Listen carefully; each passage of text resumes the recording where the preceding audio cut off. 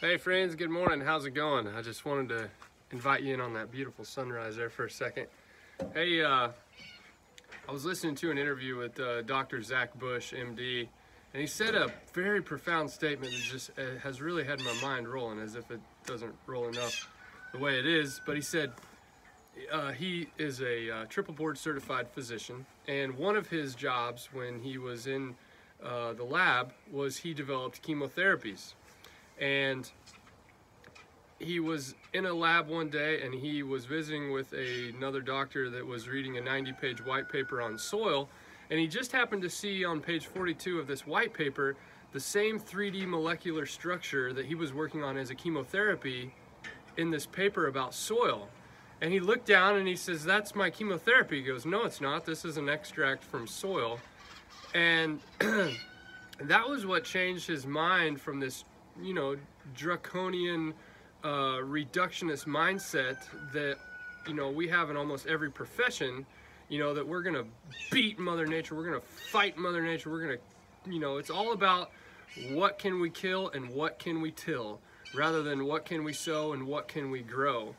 And he said no cancer, I realized at that point no cancer had ever been caused due to a lack of chemotherapy, and that was there a chance that the cancer was a symptom of something else, a symptom of the change of environment. I spoke in a previous video about the name of the video was God's creation is flawed, which we know it's not. He made it perfect, there's no doubt about that. But whenever we manipulate the environment to suit our needs of comfort or convenience, we always compromise something, and something happened in our environment that we compromised that brings on the symptom of something like cancer. This is what a quote from one of his interviews, and I thought that was so interesting. How often do we have something where we created the environment? I even look at this in my own self when I'm parenting my children. When one of them acts out, instead of punishing them and spanking them or isolating them or quarantining them, it's like, okay, well, part of this I also need to, sure, there's a time for discipline, but I also need to look at how did I create the environment that made it favorable for this action to happen. When we as farmers look at a field full of weeds, we kill the weeds. Well, the weeds were a symptom in trying to tell us something, and we need to ask ourselves, how did I create the environment that made it favorable for weeds? What did the soil need? When our bodies are sick, we need to ask ourselves, instead of going in and taking an anti-something, fill in the blank, antiviral, antifungal, antibacterial, whatever, how did I make the environment favorable to bring on this overpopulation of whatever it was? And we are, as a whole, we do this in almost every facet of life right now, is that, well, let's kill it. Let's reduce it.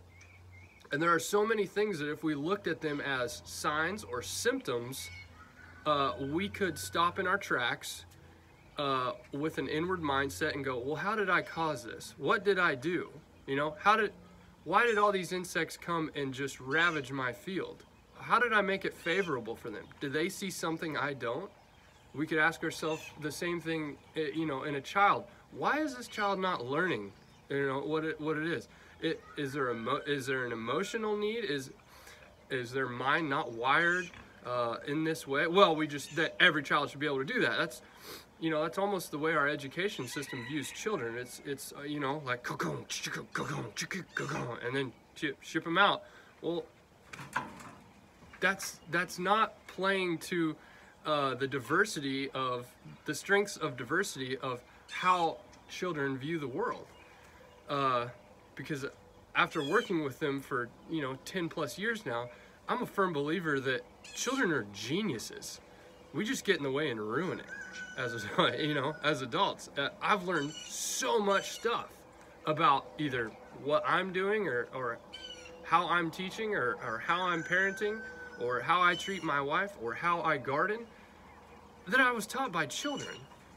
Anyway, I'm going to post the link to the video below, and out of curiosity, it is such a fascinating interview to hear his mindset of not a reductionist mindset, but a, what can we do to balance? What can we produce? What can we grow? What can we add to it rather than what can we take away? What can we kill?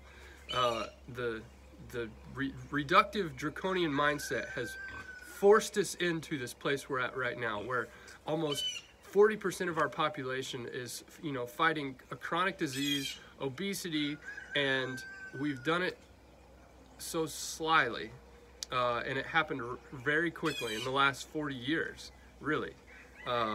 And here we are, and we either have a choice to continue going in this direction or to stop and to be mindful and look at ourselves and to go, maybe I need to change something, to look inward. Anyway, I hope you guys are having a great day today. Check out the channel for more interesting, weird videos and subjects. Certainly everything I talk about is meant to spawn curiosity more than anything, so hopefully nothing pisses you off or makes you too mad. Anyway, you guys have a great day. We'll see you later. Bye.